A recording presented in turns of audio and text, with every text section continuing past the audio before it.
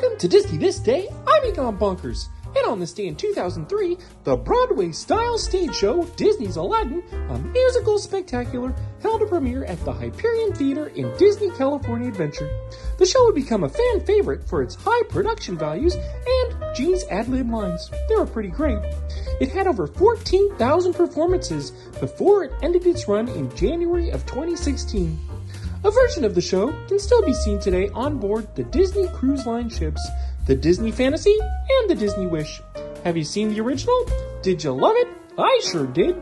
Anyway, have a magical day.